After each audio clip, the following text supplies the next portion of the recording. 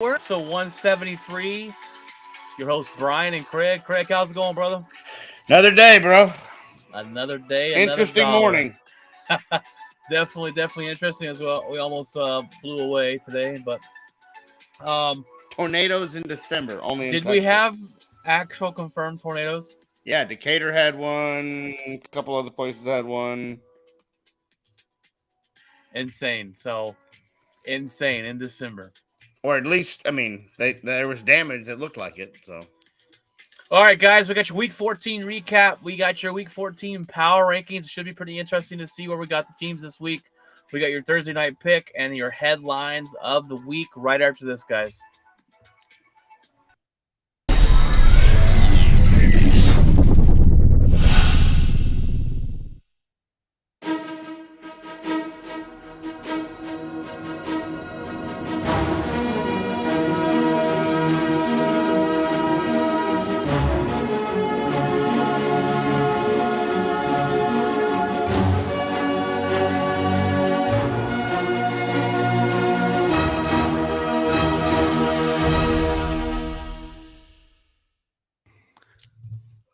All right, guys, welcome in episode 173. We're getting up there. We're almost to episode 200, so that's pretty cool. Week 14 recap edition here for you. It has been a heck of a week, Craig. Us doing the same job we do has been one heck of a week. Anybody that works in the trash business and just fantastic. I fortunately missed out on the rain because I didn't have a truck until about 9:30 this morning. So where I was, it was sorry, a little distraction here. It was thanks, babe. It was already past me at this point, but I heard rumors of tornadoes and rumors of it striking down and Saginaw and all sorts of things, and I'm like, I hope not because that's where I live. So yeah, so it's anybody out there that is that got hit by a tornado. Our thoughts and prayers go out to you today because it's crazy to have tornadoes in December. yeah, But this is Texas, so all right, we got your Week 14 recap. Another great week. My team was on a bye, so I didn't really have any real interest on whether we won or lost. But you had the Rams, you had the Baker Mayfield story on Thursday night against the Rams and Raiders, and I still we talked a little bit on Friday about it. They made a joke that Baker came in on less than 48 hours, 8 won a seconds game notice, and wins a football game. And on his way to the locker room, he goes, "Hey, where's my locker? Which way is the locker room?" I don't even know yet. Yeah. And I came in and beat the Last Raiders. time I was here, I was a visitor. Hold on. Where are we going? Right. You can see him walking into the visitor locker room going, "Oh, yeah. My bad, guys. My bad." So that was pretty funny. We had the Jets and Bills, man. This was a closer game than we thought. The Jets defense kind of held the Bills down. They only scored 20 points. They just couldn't get it done on the offensive side of the football. They lost 20-12. And that's been the story all year, basically, for the Jets. Is it doesn't matter who they have at the helm. The defense is keeping them in football games, and then if they can just find anybody to score any points, they can win some football games. But exactly. Mike White goes to the hospital for some right internal injuries. Like I think my lungs punctured, coach. Like I can't breathe right here. He came. He went out of the game and came in like 3 different times, and it's like it's just beat the sense, but no, hey, that's no concussion protocol. It's cool. Don't worry about that. That kid has some heart, I tell you that, man. Yeah. Whew. Well, he doesn't want to lose his job. He doesn't want somebody to come in and take his job. Yeah. So, I mean, they've been playing the whole carousel between the three of them all year long. We've played 14 games, and each of them have about 3 or 4 starts. So, they started with Flacco, then they went to Zach, and now they're back with Mike White, and now Flacco, and that's going to be their biggest downfall going forward. 100%. We've got to figure it out. And you got to stick with somebody, and exactly, and it does not look good on the head coach that he can't stick with somebody, and that's going to be what leads him maybe out the door. This team is talented. They had a really good draft. You see this defense. The best cornerback in the league this year is Sauce Gardner. He's been playing lights out. there's not much of an argument for that, but they've got to figure out a quarterback position because we all know if you don't have a quarterback in this league, you don't win football games. You're not going to be a team that's going to win a championship. They've Well, got to figure it out. just like they say, if you have multiple quarterbacks, you don't have any You have quarterbacks. zero So, quarterbacks. the bottom line is ownership. If I'm the owner, you have to say, spend a bunch of money on this young kid. You got to put him in. You got to put him in. Well, what if we don't make the playoffs? Well, then we know to not go with him. Yeah. But I don't know whether to go forward with him if he's sitting on the bench and he's not even in shoulder pads. He's over there in a big jacket with a hoodie on, and not even just sulking because he's not even. There's no chance of getting in the game. Well, the thing is you can't see it if a guy is going to progress to be a future if you don't play him consistently. 100%. Yeah, if he makes one comment and goes, no, and then you go, you're benched. Oh, we're back on that, huh? We're back on that comment, huh? Like, when you typically have a rookie quarterback, you're going to go or not. He's not a rookie anymore, but when you have a young quarterback, you're going to have those bumps and bruises, and you've got to ride through the tough times. And by year 3, they haven't figured it out, then we start to move on. Get him. They might win. They might win. I said Philadelphia, Jalen Hurts was not exactly, Brett Favre, and now all of a sudden he might win an MVP. And I mean, you don't know what you have until you try. I think it's still a 1-year deal, and I hope they sign him to a bunch of years because I don't think he's the answer. But I mean, you never know until you try. And I don't know. Just to me, it's they're talking about coach of the year, and to me, he's not coaching anything over there. Not coach of the year. I mean, they're better than we thought, but not coach of the year in my opinion. The Bengals, Joe Burrow finally beats the Browns. He has not beat the Browns. Crazy. He's undefeated against Patrick Mahomes, but he's never beat the Browns. They get the job done. 23-10 over the weekend. Deshaun Watson, they say looked better. I didn't really get to watch this game. His numbers, he threw for 276 yards. Touchdown, interception. So he looks a little better there. But the Bengals are starting to heat up. Joe Burrow, 239 on Sunday. They rushed for over 136 yards. So, and they held the Cleveland to only 71 rushing yards. 239, and I think 209 of that was to Jamar Chase. That guy's an animal. You throw it to him 24/7. Well, outside of the 19 picks that he threw the first week, I think he's thrown one since then. He just an absolute different guy. He realized that the offensive line is still broken. He's got to get the ball out quicker, and he's done that. And they had an injured running back.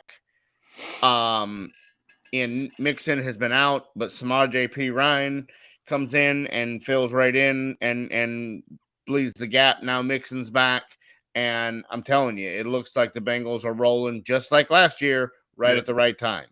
They got hot right at the right time last season. So here was a team that we thought was maybe a fluke last year, and now all of a sudden here we are. We're talking about them again with 3 weeks to go. They're on a heater and cruising into the playoffs. So lightning in a bottle. I mean, they may be the 1 seed if because this week the game I'm watching is Saturday night for the AFC East lead, and that is Miami Buffalo Saturday night at 7:00 to win. Because is that for the lead? Well, yeah, because Miami's got a head-to-head on them. Miami beat them the first time. Remember? Yeah, but Miami's 8-5, and the Buffalo is 10-3. So if Miami wins, they go to 9-5, and then it'd be 10-4. So. Okay. Miami has lost the last 2 weeks with Tua, so they've got dominated against. Yeah, the California swing wasn't kind to them. Yeah, Tua looked a little off the last 2 games. We'll get into that in a little bit here. We got Texans and Cowboys, and I'm gonna go ahead and let you start because I don't know what happened to the Cowboys this game. I mean, it's just every team in the NFL is an NFL football team. Any given Sunday, anybody can lose. I mean, Kansas City has lost to the Jets. They, Colts. I mean, Philadelphia almost loses to the Colts. And y'all beat them y'all put up 33 and a fourth on them. Yeah, and so I mean, Prescott is. Everybody wants the more aggressive. They go, I need more aggressive. I need more aggressive. You don't be just a bus driver. Well, then when he is more aggressive and he misses a linebacker, then he throws a pick. And the second one wasn't even his fault. The Josh Ball got train wrecked and the guy hit his arm as he threw it, and it changed the whole trajectory of the ball. But in the end, the defense makes a stand, and a team that's 1-10, the quarterback goes on fourth down and he turns the wrong way and goes, "Oh, my running back's not here. Oh, that guy, wham!" And they get knocked down, and then Dallas drives 98 yards, and Dak Prescott looks like a Super Bowl champion and throws precision passing all the way down. Noah Brown who hasn't caught a cold all year, makes a diving catch to 20-yard line. Hit the back as he's diving out. And Zeke Elliott looks like the guy he was 20 years ago and blasts into the end zone. So, I mean, I was out Christmas shopping on Sunday, and I'm like, look, I'm periodically checking the score. I'm going, Dallas is losing to Houston. What in the world's going on? And I get home and I turn on the TV, and y'all had the ball on the 2-yard line. And then I saw the drive, and I said, if they played like this the whole game, it'd be 40-0. Like, well, and the first two drives, they go right down the field, and it's 14, nothing. And then of course Turpin, stumbled. I got it. Oh, I don't have it. My bad. Sorry, coach. and that gives them a short field, and then 2 turnovers. If you lose the turnover battle, you normally lose the football game, except for when you're playing a 1-win team. So they got out of there. There is no BCS power rankings. There is no, you don't have to win by, you don't have to win by 30 to be ranked. You just got to win, and Dallas did, so it's all that matters. That is true. A win's a win. We called it here on the show last week. We projected the Lions to beat the Vikings. They were actually favored in this game, and they did. So 34-23. And it wasn't that close. It should have been a bigger blowout than that. Let's see. They held them to 22 rushing yards on defense. That's pathetic if you're Minnesota. They said, we're going to let Justin Jefferson run all over us or catch the ball all over us. He had 223 yards, but they lost. The Lions are heating up. This team, if they make the playoffs, could be a team to play upset alert. They're on offensively. They are playing really well. It will be very interesting this week because they do play that New York Jets tough defense this week. And so that could be a problem. But other than that is the last tough game they really have. I think they play Green Bay again, which they're in total tank we play them tough. Don't give me that. Oh, yeah. I thought you were tankathon. We should be. I wish we were. But we had to beat the freaking Chicago there, and I'm like, okay. I mean, I don't think you can even try to lose to that team, can you? Yeah, that's a team I want to win no matter what.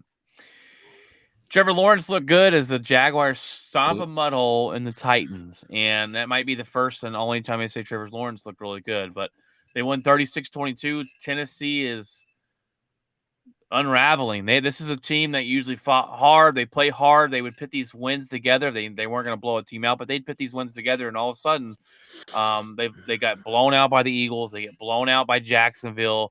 Not a good sign for them. This might be the year that they kind of blow it up after the season. They fired their GM after A.J. Brown, who he traded away, put up monster numbers against the Eagles. Vrabel's got to figure it out. This team they're one-dimensional. They got no weapons on those wide receivers. And if you can shut down Derrick Henry, then you shut down this team.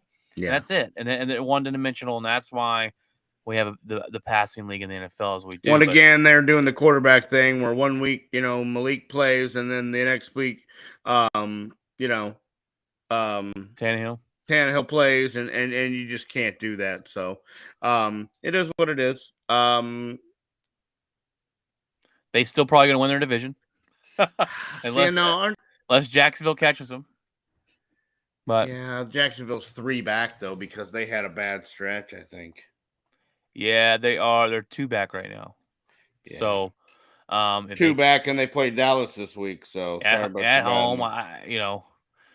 We'll see. We'll see what happens. Yeah. You got the Eagles dominating a bad Giants football team, 48-22. Yeah, the Giants are what they thought we were. They're terrible at football, and they're not going to make the playoffs. Eagles continue to, hey, this is the team. This is here. Here's what we do, and try beating us. They rushed for 253 yards. Insane, and Jalen Hurts was 77 of that. So, let's see. Their running back in Philly has 1,000 yards for the first time in his career. So, just obviously the offensive line is blocking, and they're doing what they need to be doing, and we'll see. I didn't know Mitchell Trubisky was starting for the Steelers. Steelers lose to the Pittsburgh, or he didn't Steelers start. lose to Baltimore. He didn't start. Did Kenny Pickett get injured on the first play? He was in concussion protocol. I don't know when it happened, but he was 0 for 1, and that was it. Oh well, yeah. So he got concussed, and so yeah, they win this game if Trubisky doesn't throw 3 interceptions. Mitch being Mitch, I mean that's unfortunately what he does. Tyler Huntley was 8 of 12 for 88 yards. Yeah. Whew, terrible. But they get the win, and they're keeping Baltimore afloat with Lamar Jackson being out. J.K. Dobbins comes off of IR and runs for over 100 and has a touchdown. So yeah, it 100%. Chiefs beat the Broncos a little closer than we thought, 34-28. It was 27-0 at one point in time. So yeah, the Broncos gave up 21 in the second. Yeah. And then Russ goes and tries to be a hero and almost dies on the football field. Has a knot the size of a softball on his head. And they're like, yeah, I don't think that's good. And so he will probably miss at least a week or 2. Literally gets knocked out. Literally. Yeah. On the ground. Yeah. So looked like a Tua Tagovailoa. Yeah. So boy, that happened a lot this week all of a sudden. I mean, you had him, you had Pickett, you had Devontae Parker that they had to stop the game last night. One of the other wide receivers is like, hey, stop the game. This guy's over here. He can't even stand up. There was several bad concussions this week. And it's just something that you don't want to see, man. Definitely not at all. There's always scary and a risk in this game, unfortunately. Purdy becomes the only quarterback in the NFL to beat Tom Brady his first time out, and not only beat, he absolutely dominated Tom Brady, 35-7, absolutely mud stomping. And the Bucs are who we thought they were. I said last week this game was in my top 5 because we were going to see if the Bucs were for real, and they're not. The backup was able to go in there and pretty much their offense is horrible, terrible. Yeah, and they didn't lose anybody. Not really. And that's why. That's their offensive line. Well, yeah, that's true. That is true. But like that's the difference. And when you look at old Aaron Rodgers and old Tom Brady, Tom Brady's got help at least. Aaron Rodgers, not so much. So it's like, why is our team doing well? I mean, I don't know if we're doing much better than that, but it just seems like Tom Brady or Aaron Rodgers is playing better. You got Panthers upsetting Seattle in Seattle, 30-24. No one saw this coming. No one saw this coming. Sam Darnold able to get the win there. They score 10 points in each quarter except the third. You got the Chargers beating Dolphins, and really this is the second quarter. You got to play 4 quarters in the NFL. They gave up 17 points in the second quarter, and they gave up. The Chargers only scored 6 points the rest of the game. Yeah. So the second quarter is really what killed him. Tua looked off this game. He was missing passes. He He did not was seem like he was he playing was like his normal self. 2 for 10 or something Oh, for 25 yards at halftime. it was I mean, horrible. and then comes out and hits a 60-yard bomb to start the second half. And then they have a running play in which the running back fumbles it. Everybody's standing around and the ball comes squirting out, and There you Tyreek Hill go. picks it up and runs around the Gone. backside and gone for a touchdown. So it wasn't as close as it even looked. So yeah, Miami, we thought they were better than this, and we'll see this week on Saturday night if they can right the ship and get back to where they were. Right. And this is kind of their first bump and bruise we've seen the Yeah. last 2 weeks. They ran into a powerhouse in the 49ers defense, and they got trounced, and they did not look good here. So we'll see if if Tua can turn it around. Yeah. And it's going to be a challenge for them. But Patriots take care of business 27-13 in Arizona as Kyle Murray's out for the season with a torn ACL. I mean, it's going to miss next year too, right? Part of it. They're saying that 9 months he could be ready, but I'm going to say no, because it's going to be more like the wide receiver because of how he runs and cuts and everything like that. He's going to have confidence in to be able to do those types of things, and I just don't know if he will. And I mean, there was no turf. There's no argument here. Arizona's a natural gas stadium, and he was just running, and he just crumpled, and nobody even touched him. It wasn't, a bad hit. It was just deal. And you knew once he threw the towel over his head that it was done. And it was confirmed today. And we'll see. I would think that he probably misses at least all the preseason and maybe a couple games into next year, but we'll see. And I think that's the end of the Cliff Kingsbury era. The Cliff Kingsbury era as well. Yeah. Yeah, I agree with you. All right, that's your Week 14 recap. We got your power rankings, Craig, and I'm really interested to see. Might have switched up quite a bit this week, going in from last week. Let's go from 1 to. Well, you want to go 5 to 1 or 1 to 5? It doesn't. Whatever you want to do it. Let's go 5 to 1. At 5, I've got the Bengals. This team is, like we said, they're turning on all cylinders. They look like the team that made it last year. And last year, you saw those games against the Bengals that didn't look so good, but they turned it on when they needed to, and they got through and made it to the Super Bowl. This team, they started off a little slow this year. They seem like they're turning and firing on all cylinders right now. They seem like they're going to take over this division and win it, and they seem more confident than even that they were last season right now at this point. And I really like this team going forward. Chase and Burrow kind of figured it out, and maybe it was the offensive line that had Joe Burrow looking a little off in the beginning, and now he's kind of figuring out what he has to do. And this team looks scary. I had the same team. They're getting hot at the right time, and the offense is putting up points. The defense looks like it can hold, and it looks like the team that went through navigated the brutal AFC last year and went to the Super Bowl. It looks like they are going to be, while they didn't start this way, it looks like they're going to be a team to reckon with down the stretch. Team you don't want to face in the playoffs. Nope. Yeah, team definitely don't want to face in the playoffs, and they can win on the road too. So and not playing at home and not isn't going to bother them. Number 4, I got the Bills.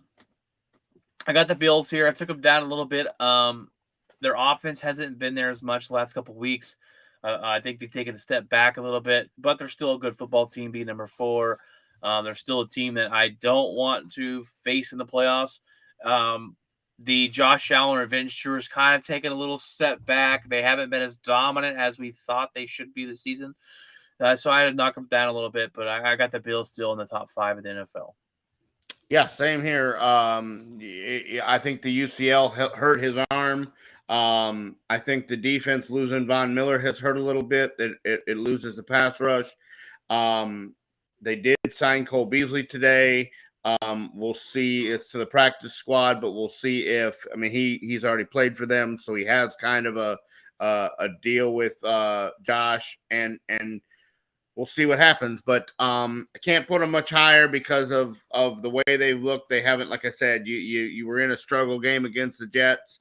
You lost to the Jets, so I don't want to move them any higher than that. But yeah, I have them as well. Number 3, I got the Chiefs. I got the Chiefs here at number 3. They did not look all that well against the Denver Broncos this last week. I mean, they jumped out to a high start, but Russell Wilson was able to play better. They only beat them by a touchdown. This team's good. Who did they beat? Who did they beat last week?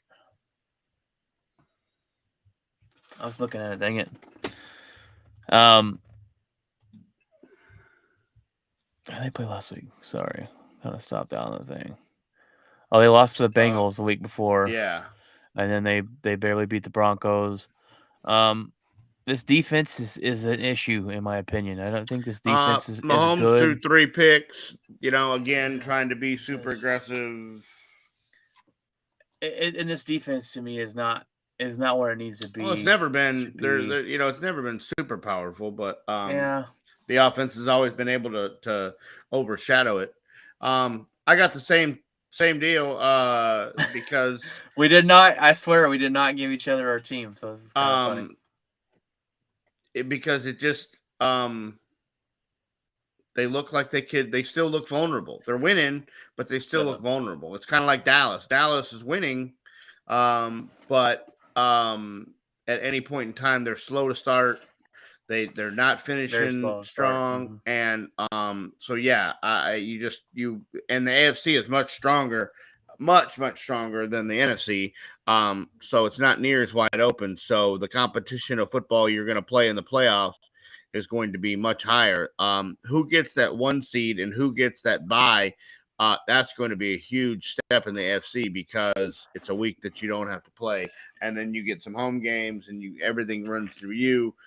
So that number 1 seed, fighting for that number 1 seed is a very big deal because it's a close race, and you got that time off to rest up before because these AFC games seem to be very tough, very hardcore football that they always beating each other up. So the Chiefs, there's something I don't know.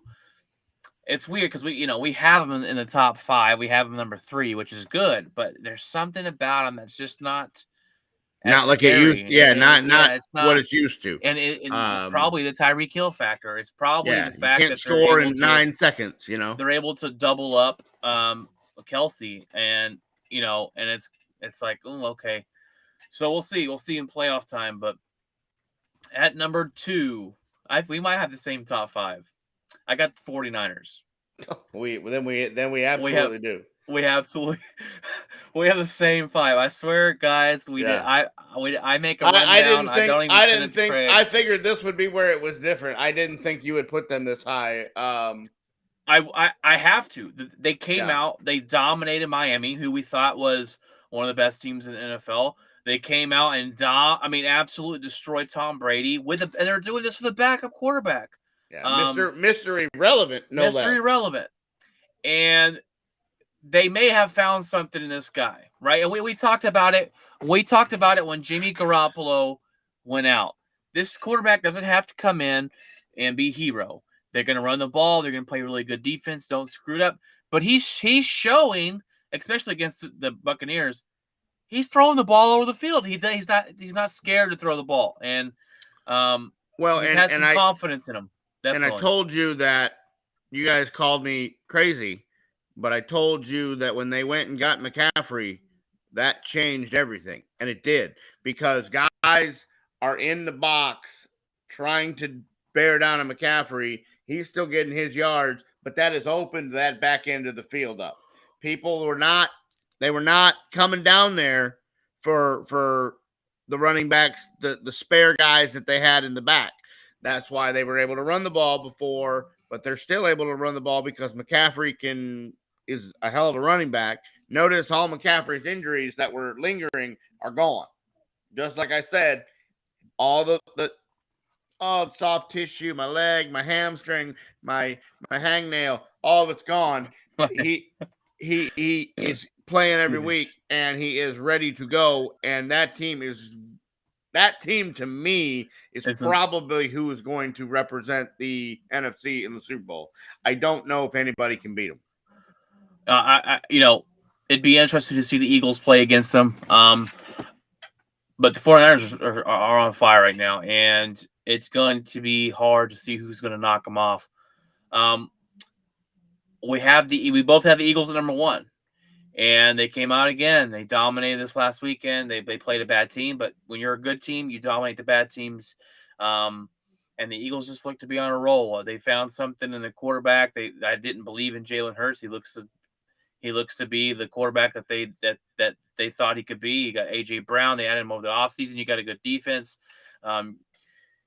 They run the ball. The quarterback runs the ball. It's a very hard team to stop. So right now, you have to have them number one in your power rankings. I don't think you can have anybody else. They're 12-1. And I mean, you can only play the teams in front of you. So the week schedule argument, it can only be used for so long. Jalen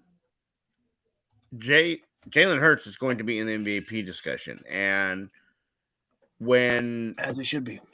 When we heard this at the start of the year from the guy that writes from Peter King, who writes for Sports Illustrated, said that the Eagles and the Saints were going to be in the NFC Championship game. He missed a little bit on the Saints, but he said the Eagles were going to be in the Super Bowl, and he said Jalen Hurts was going to be in the MVP. And I literally laughed in my work truck very hard for a long time because I was like, wow, I don't know what they're giving you at Sports Illustrated, but that is some good stuff. And now my question is, if you remember a few years ago when Lamar Jackson had a season like this, here was a guy who could not throw his way out of a wet paper sack, and I'll never forget it. My brother drafted him in fantasy football with the Mr. Irrelevant fantasy football pick, the last pick of the draft. He didn't have a quarterback yet, and he goes and drafts Lamar Jackson, and we all laughed. And he has an MVP, and my brother either wins the league or very close to winning the league. And I just, that's exactly what this reminds me of. Now, I think it's probably just like the Lamar Jackson year, a 1 year flash in the pan, but it's going to get him a lot of money. It is. Well, and it's going to get him an extension. He will be the quarterback for the Philadelphia Eagles for the near future. He could win the MVP this year, definitely. And I don't see anybody else in the NFC for sure. The only other person would be Mahomes. Would be the only other person. What the difference is going to be next year? Yes. When a team figures you out, yes, the great quarterbacks like Peyton Manning and Tom Brady, and Drew Brees and stuff like that, they figure out what to do when you figured them out, and they change it up, and they do this or they do that, and that's going to be the issue. I don't know, right? I've been waiting for 13 weeks for somebody to figure him out, and they can't do it. It's tough because they got the running game, they got the RPOs, you got a threat of AJ Brown, you got the threat of the quarterback rushing. It's tough. I didn't think that trade would make that big of a difference. It has absolutely made you know why we didn't think, because we didn't think AJ Hurts was capable of throwing the ball downfield, but he's proven this season he has been. Yeah. And they got a good defense. They've got the best offensive line in the league, and all that was playing really well into what the Philadelphia Eagles are doing. So and after they lose the game to Washington and let up all those rushing yards, they go sign 2 massive defensive tackles in Ndamukong Suh and another guy and sure up that defensive line, and they did not let up very much to the Giants. What's their owner's name? Howie Roseman? He knows what he's doing. GM. I think he's the GM. The GM. Yeah. He knows what he's doing. Yeah. He said, "Hey, I look, this is a problem. We went out and we fixed it. We're Yeah. all in type of thing." He's And he's normally one of the more aggressive. finalists for the executive of the year, or Yeah.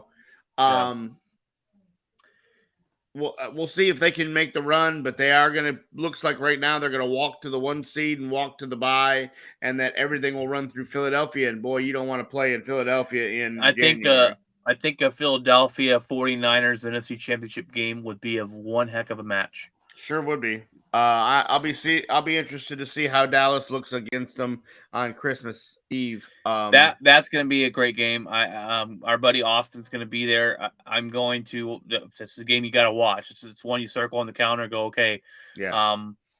Given the stakes of everything, and um, interesting. Same top five. So we didn't talk That's about this beforehand. first time in 14 weeks that's happened. That's happened, and we've not talked about this beforehand. So Thursday night pick. Let's get that out of the way, Craig. We've got a good rivalry.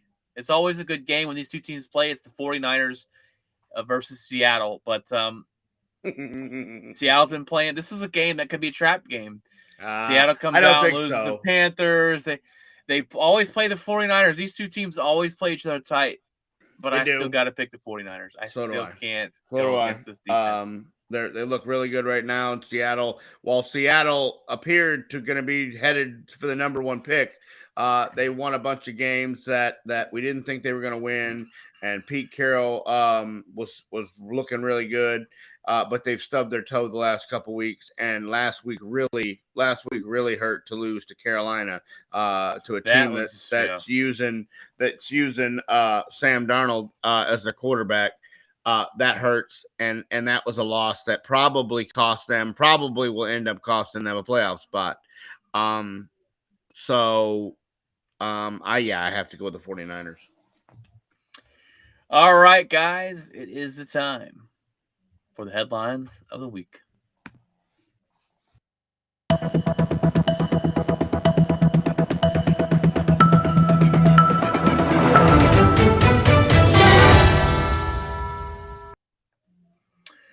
All right, guys, we're over a little bit of everywhere, a little bit today. Our condolences. We start off with a sad one. Mike Leach sadly passes away at the age of 61. Complications of his heart and I believe he had a heart attack. Mike Leach was a great coach. He helped change college football in general. He helped create the what they call the air raid offense. He's a 2-time coach of the year. He was the winningest coach of Texas Tech football. He's a great person. They've got plenty of stories about him. I love to hear his interviews at the end of the games and the kind of crazy stuff he would say and come up with. But sad news out of this for Mississippi State. He was their head coach, and just something. Yeah, the Sentinel up there was the only really place that had this story, and it sounded like that he had a heart attack at home, and probably 10 or 15 minutes went by before anybody could get to him. Like there wasn't any kind of medical attention given to him till the paramedics arrived. They defibrillated his heart, got him back to at least where it was running, where it was pumping, and took him to the hospital. He was airlifted to another hospital. There's a possibility of a stroke as well involved, and you heard that there was going to need to be a miracle, basically. When they said that, I was like, "That's strong words." And then he just never seemed to recover from it. But they said he was at a Christmas party on Saturday, and was in good spirits, and so I think it just was one of those things that a medical emergency at the wrong time where there was nobody really to help him, and it's super sad because he's a hell of a football coach. But if you look at everybody that has coached underneath him, Sonny Dykes, who is at TCU and has that team in the playoff. You have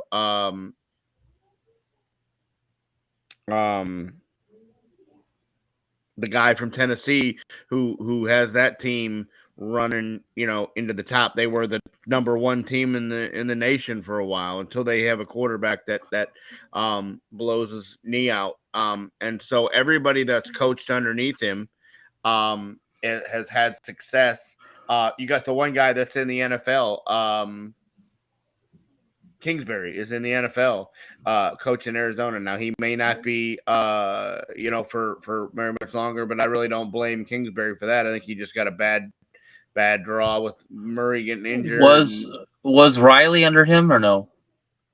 Lincoln Riley. Yes. That's what I'm Okay. saying. You got Lincoln Riley, who's got 3 Heisman trophies. The last 3 Heisman Trophy winners. You've got Sonny Dykes. You've got Cliff Kingsbury. All these guys were successful everywhere they went, and they were all started under Mike Leach. Yes. I saw a story on ESPN. I want to bring up real quick because Mike Leach reminds me. It's funny. He reminds me of my father-in-law. And the way they look, the way they could talk, they just talk your ear off. Really, my father-in-law, I love my father; he's a great guy. But a story I just read about him, and they're like, we have plenty of stories, but this one time when he said him and Mike Leach were in the office, and Lincoln Riley was kind of, I believe it was Lincoln Riley, but he was there just kind of working and doing his own thing, and Mike Leach got a phone call, and he hears him say, "Hey, hello." And he's talking, and he's like, a short phone call from Mike Leach is an hour long. That's a short phone call. And he's like, all right, he gets in his phone call, and he's not really paying attention to Leach, and he hears the phone. They get disconnected. He's like, hello, are you there? Calls him back. They continue to get back into the same conversation they were having, and 30 minutes goes by, and he finally hangs up, and he's like, Coach, who was on the phone? And Mike Leach said, I don't know. It was a wrong number.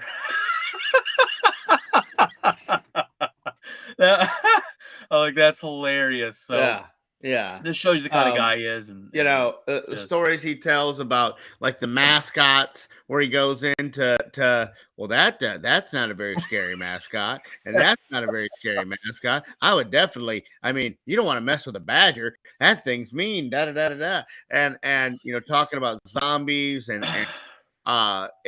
zombie apocalypses, and he could just take anything and turn it into a something that you would want to listen to. We were just talking the other day, ironically, about how it would be cool to have a 2-hour Mike Leach radio show. And all of a sudden this happens, and you get the sad news. So it's you never know when your time is going to be up. And but he was a great football coach. Mississippi State is going to lose a great football coach, and locally, the Texas Tech school in which he coached for a long time is very sad as well.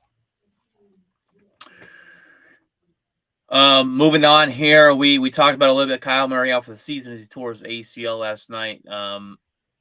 As their woes continue as Arizona Cardinals fans, and this is not what this team was supposed to be this season. Now you've got your quarterback missing. You probably fire your coach in the offseason, and Kyle Murray might miss some of next year. So or maybe it saves Kingsbury's job. I really don't know yet. I doubt it. If Kyle Murray has anything to say about it, I think Cliff's gone. Yeah. Cole Beasley, we talked about this a little bit. We hit on it as well. Is coming back out of retirement to play for the Bills. Cole Beasley, he retired. He had good numbers with the Buffalo Bills when they let him go.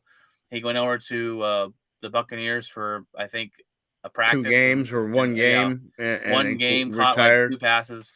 Yeah. I think this is a good fit. We're still waiting to go on. Okay, who's going to get Odell Beckham? Obviously, teams are sticking away from him for a little bit, and this is kind of their answer. The Cole Beasley comes in. He's a guy that's going to play a good slot wide receiver. He's going to give you that familiarity between the quarterback, and I think it's a good pickup. And then You also got Dallas Cowboys. This is one we haven't talked about yet. Signed veteran wide receiver T.Y. Hilton. So I am not sure that Odell gets signed this season. But Dallas Cowboys bring in T.Y. and this is a guy that's not going to give you what Odell could have. But it's just a veteran presence. He's going to be in the spot he needs to be, and he's going to give you kind of a veteran leadership in that wide receiver room. He was very good when he was younger. I just don't know how much he's got left in that tank at 34, 33, 33. years old. So not the splash that the Cowboy fans wanted, but there's got to be something up with Odell. And when he came out and said, "I don't see any reason to play in the regular season," I'm like, okay, that means your knee is not healthy enough to play in the regular season. I just so many questions there, but what do you think of the Cowboys signing T.Y. Hilton as a Cowboy fan? I mean, is this something that, I mean, it's probably not a very exciting move after all the Odell drama and are we going to get him? And Well, the Beasley deal, I think the only reason he left Buffalo was COVID. Remember, he had problems with all the testing and the vaccines and not being vaccinated and wearing the mask in the facility and not wearing it to practice and all that. And that's why Beasley left was all the stuff with the COVID. So he's back and he had a very successful season in Buffalo, and I think he can pick up right where he left off. It gives Josh Allen another weapon. So we'll see where that ends up. The T.Y. Hilton deal, this was, if you remember, I had said something at the start of the offseason. They had talked about this right before about the middle of camp. The rumors of T.Y. Hilton were hot and heavy, and he was coming to Dallas, and it just kind of disappeared. And so I figured maybe they worked him out and didn't like what they saw, or maybe they didn't, or whatever. But the bottom line is the reason Odell Beckham is not on a team is because he wouldn't work out for anybody. He wouldn't. He refused to work out. He clearly not going to be ready until at least the postseason. Hilton's ready now. He came in. He worked out. He passed the physical. He did everything that he needed to do. Hilton is a very solid route runner. His hands are great. He used to run a 4.3 40. I don't think he runs one anymore. be a miracle if he did. My concern is his separation, but they are talking. And if you look at what the experts say, the reason that they went and signed T.Y. Hilton is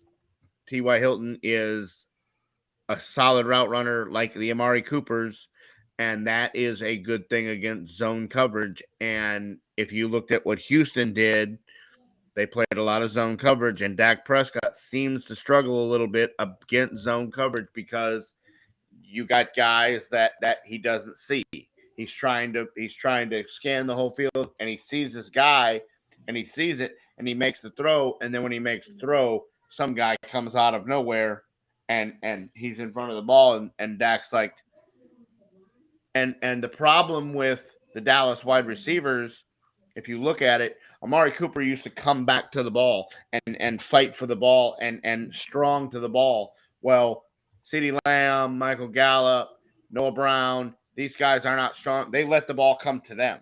They are very, very defensive receivers. They let the ball come to them, and instead of fighting to go get the ball, so I think T.Y. Hilton gives you that where he makes a strong presence. He comes out of his break and he's going to go to the ball and help to where that guy can't undercut him, to where he can put his body between the defender, and because he knows, he sees T.Y. is going to be able to read it, whereas Noah Brown doesn't understand what zone coverage is unless he plays Madden. He's played with one of the best quarterbacks to ever play the game, so he knows what to look for. And so, I think that is why they picked him up, the veteran presence, to show these wide receivers you have to help your quarterback out and come back to the football, and so we'll see.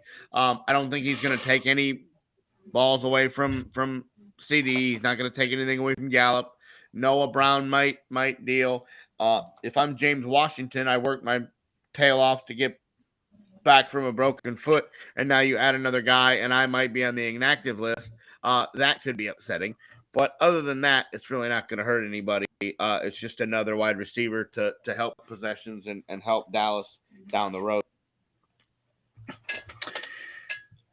Did you see today where the NBA has renamed their MVP trophy to Michael Jordan? Yeah, sure. Okay. The greatest basketball player of all time. It only makes sense. I mean, why not the Kobe Why Bryant not? Award? Like, I don't know. Hell, I'm fine with that too. But Yeah. they're just doing something to pay homage And to that's what it got Jordan. me was they renamed all these awards, and not And a the single name one of them was was Kobe. Kobe Bryant. Yeah. And I don't know how you rename awards and a guy that 20 years with the same team and one of the greatest that ever played the game, and he doesn't get any of them. And so, you got guys that nobody even Knows or knows heard of, of on there. unless you were a basketball fan back in the 1900s.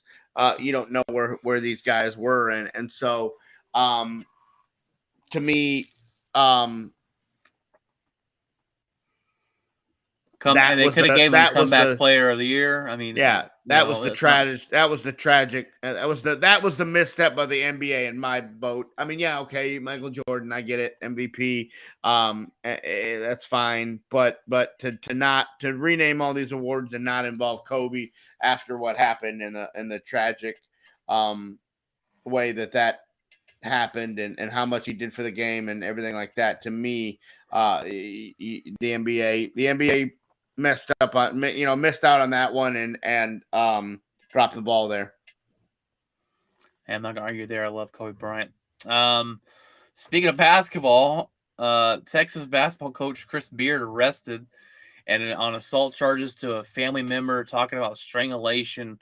Now, the Texas has suspended Beard until they figure out what to do next and what's going to happen. Now, apparently, he's pleading innocence. The person who he apparently strangled, they said he shouldn't have been arrested, and he wants charges dropped, and he wants everything to go away. I'm not sure. I'm not sure what happens. There's not a detailed story out there. It says he called him a loser, and I don't know. There's not a detailed story. You just know there's assault charges and strangulation. So apparently, at one point in time, they thought he strangled somebody from his own family.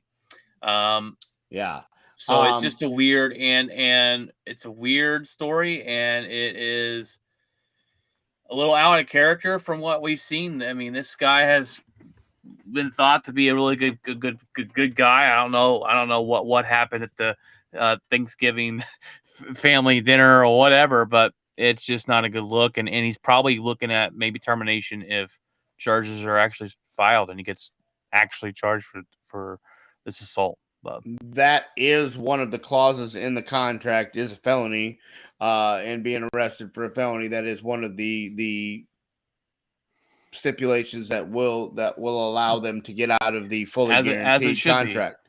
I don't think unless somebody makes a big deal out of this, if whoever this family member is comes out with pictures or comes out with a video, and sees what happened, I think he keeps his job. I think it probably goes away, especially if he gets his family member, whoever it is, to drop the charges.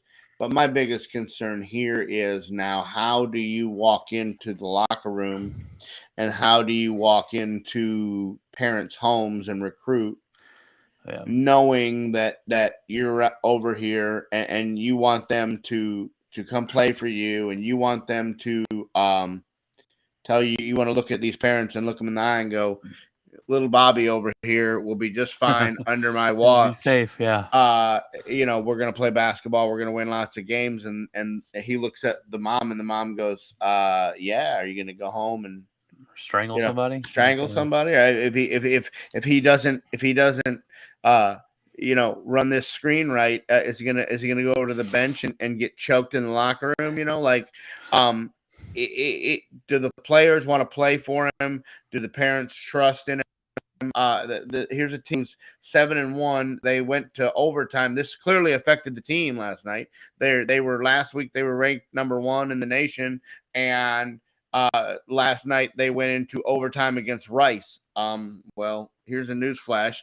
Rice isn't good at basketball, and they took now. Is Rice good at anything? And so Texas wins the game and gets the win and stays in the top deal. But you took Rice to overtime. So don't tell me that the loss of your head coach and knowing that he's in jail and knowing that he's over here putting people in rear naked chokeholds and making them go to sleep didn't affect the basketball team. So I think that's where Texas is looking right now is how is this going to affect our basketball team going forward? How is it going to affect them now, and how is it going to affect them long term?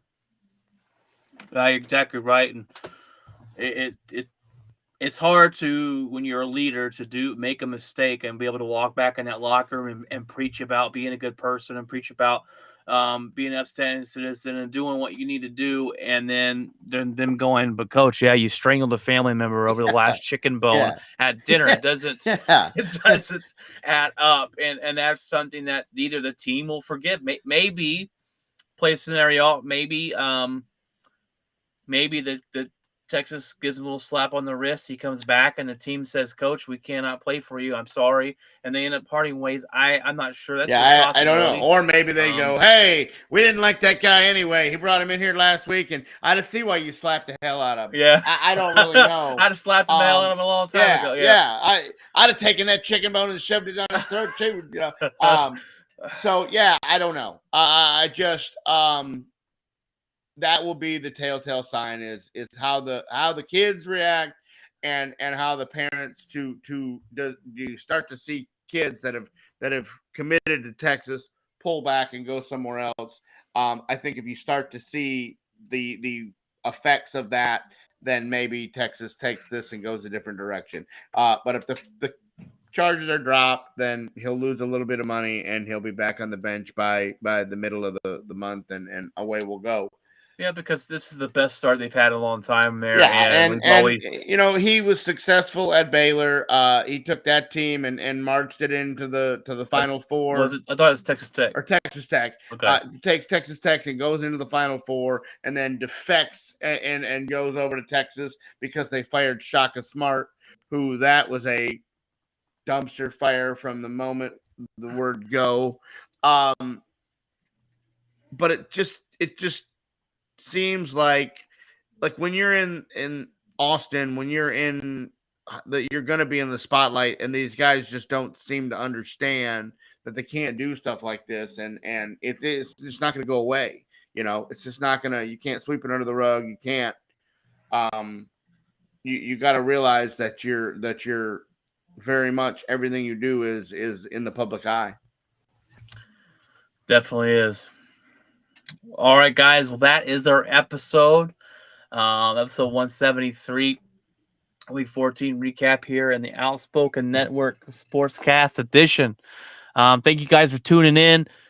We didn't not get no live comments, which stinks, but feel free to join and watch us on YouTube Live. You can comment less, and we will read your comment on the air as long as they are appropriate. But guys, we thank you for taking time out of your busy days to listen to the podcast as well. Watch us live stream or catch us later on Facebook as well. So feel free to share the I can't talk. Feel free to share the show. Little tongue twister there. And let us know if you like it, guys. Craig, you got anything else to add, buddy? No, we'll be back Friday night. We'll cover the rest of we'll pick the rest of the games. We'll talk about what's coming up in college football. We'll talk if there's any more news on this Chris Beard story. And go from there. Talk about the college bowl games. They should be getting fired up and getting into starting to be played. Not the big ones, of course, but some of these other ones. The Pollen Weed Eater Bowl and the Cottonelle Bowl, the donut. The donut Dunkin' hole Donut. bowl, and So those will be starting to fire up towards the end of the month, and we'll start to get college football end up and get ready for the NFL playoffs. Yes, sir. We will be back Friday night. Look forward towards the episode. But God bless, guys, and remember,